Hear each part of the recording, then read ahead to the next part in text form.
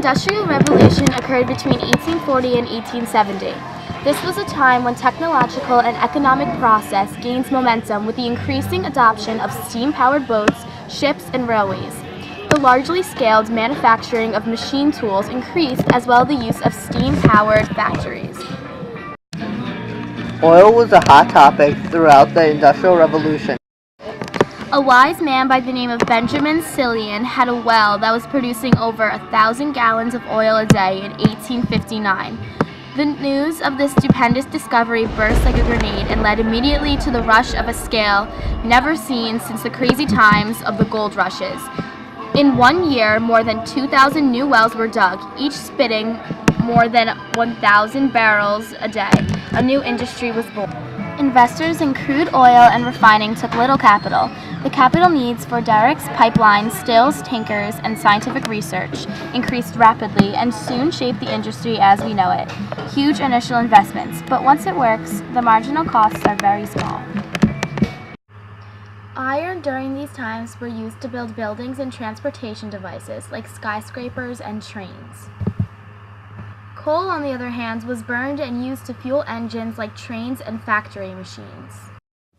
The nation's very first transcontinental railroad was created by joining the rails of the Union Pacific westward from Omaha, Nebraska, and the rails of the Central Pacific Railroad reaching eastward from Sacramento, California.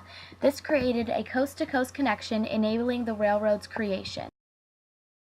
Inventor Samuel F.B. Morse is able to take credit for creating the electric telegraph and related code system familiarly known as the Morse code. We can all give thanks for today's products made out of steel to Henry Bessemer, the Charlton, Hertfordshire, England hometown boy, for developing a process for producing steel inexpensively. The world's first practical phone is giving credit to Alexander Graham Bell for his success with the telephone, which was created out of a result to improve the telegraph.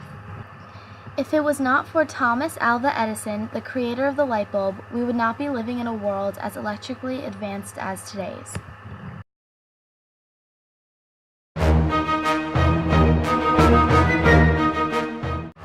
Laissez-faire capitalism is an economic doctrine that stands against the regulation and interference of the government in commerce beyond the minimum needed for a free enterprise system to operate according to our economic laws. This belief led to the forms of business organizations like monopolies. Monopolies have positive effects towards our nation, including more jobs, economic development, and lower prices. However, the downsides to monopolies outweigh the benefits due to capitalist extremists. Capitalism is supposed to be about competition, but when a monopoly is created, it destroys all competition. Another business form during the Gilded Age was referred to as a conglomerate, which is a combination of two or more corporations engaged in entirely different businesses that fall under one category. Pools were also created, defined as a temporary affiliation including 2+ people, formed to manipulate a security's price or volume. Now, a trust is a large business or the case of one person holding the title of a property. And lastly, a holding company was a company created to buy and possess the shares of other companies and then controls it. During the formation of the previous named big businesses, many entrepreneurs were put under two categories, being known as either a robber baron or a captain of industry. John D. Rockefeller was a robber baron who used the success of his business to put all other oil and petroleum companies out of business. He found all ways possible to take out his competitors.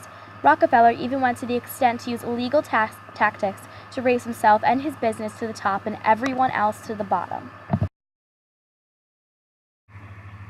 Jason J. Gould was an American railroad speculator and developer. He is known as a robber baron because he was the worst American CEO of all time, giving very harsh working conditions. On the other hand, there were successful people out to do nothing but good, and one of those people went by the name of J. Pierpont Morgan. He was a captain of industry due to his aid in helping resolve government debts, push towards more affordable railroads, and overall had a direct beneficial influence over the state of the nation's economy. Another captain of industry was Henry Ford, the founder of the Ford Motor Company and pioneer of the assembly line technique of mass production. He led to be a successful businessman whose invention benefited the people and himself equally, while taking no advantage of his success by not creating schemes to make himself the only one who is advancing. There were also some questionable men in the industry, like Andrew Carnegie, where there is proof of him being a robber baron and a captain of industry. It just depends the way you look at it. In the sense that he made a lot of money, controlled a steel monopoly, bought all other steel companies, and paid his workers very little, gives great validation to him being a robber baron.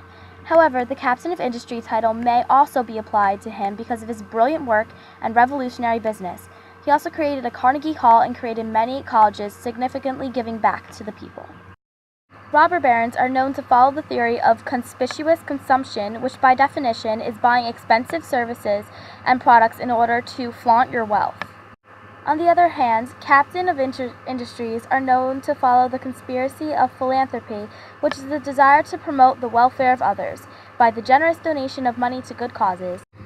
During the business boom of the Gilded Age, Scottish writer Adam Smith wrote the book called The Wealth of Nations, giving inside information on what builds nations' wealth, economy, and success. Topics such as the division of labor, productivity, and free markets are also discussed.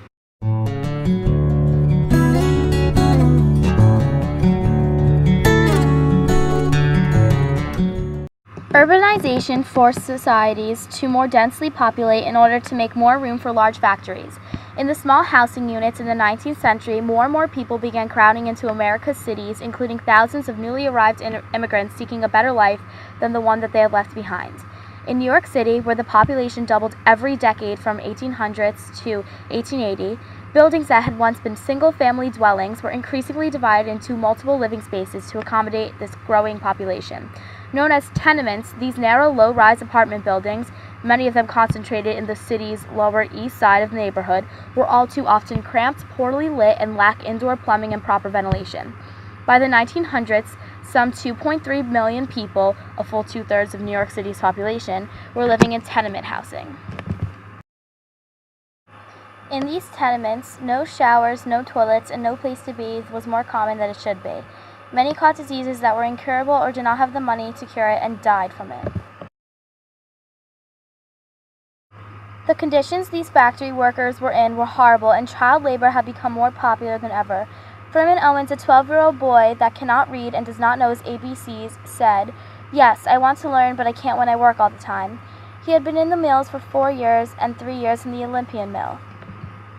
Working conditions were extremely cramped. Mills were infested with rats, diseases, and sickness spread quickly. The hours were long, the pay was horrible, and the factory machines were very dangerous.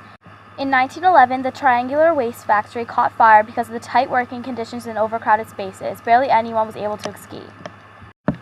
Tammany Hall was a New York City political organization founded in 1786 and incorporated on May 12, 1789 as the Tammany Society. It was a Democratic Party political machine that played a major role in controlling New York City and New York State politics and helping immigrants, mostly Irish, rise up in American politics. New technologies led to better modernization and much more efficient building styles. Factories were much safer and working conditions were much less cramped. Sanitation was benefited because of better water and sewage filtration. Urbanization benefited facilitation and getting people from place to place. Cultural benefits included less export led to valuable foreign exchange and a lot of money for a country in the stock market.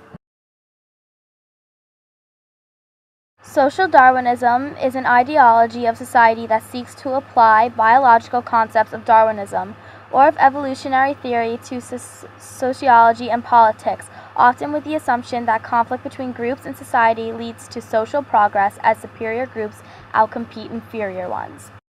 Henrietta Alger Jr. was a prolific 19th century American author best known for his many juvenile novels about impoverished boys and their rise from humble backgrounds to lives of middle class, security, and comfort through hard work, determination, courage, and honesty. Immigration was a time period where settlers from other countries would come into our country for a better life.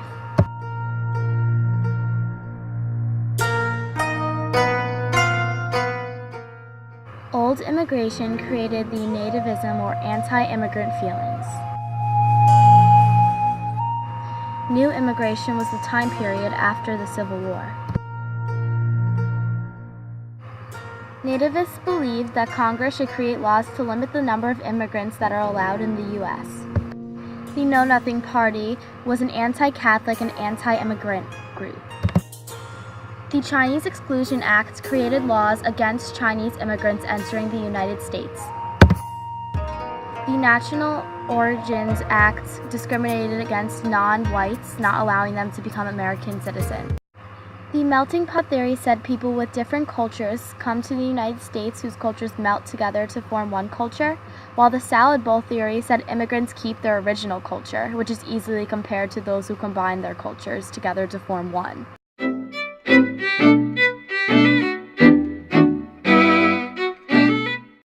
Mune v. Illinois upheld Granger laws that regulated railroads. This court case gave railroad control to the federal government.